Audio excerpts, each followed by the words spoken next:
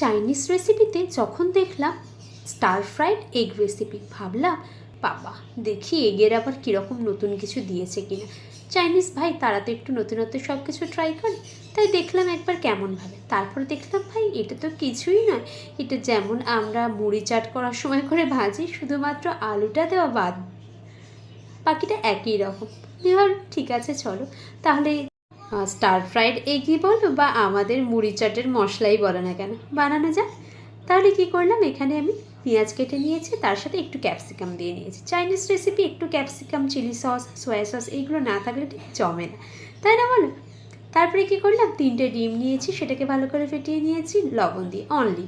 তারপরে সেটাকে ভালো করে ভেজে নিয়ে আর সেটাকে আমরা মুড়ি চাটের রসদ হিসাবে বানিয়ে নিয়েছি।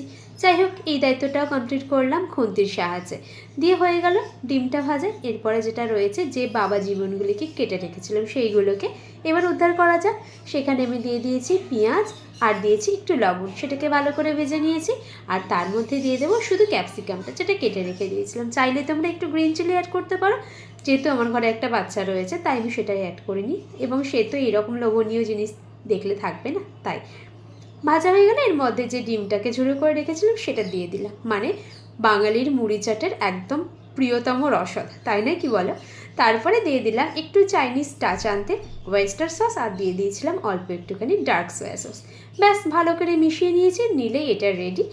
একটু ডেকোরেশন করলাম চাইনিজদের মতো করেই। যাই হোক, জানি না কেমন ছিল, খেতে খুব সুন্দর ছিল। তোমাদের কেমন লাগলো জানিও, ভালো লাগলে লাইক, শেয়ার, সাবস্ক্রাইব আর পাশে থেকো।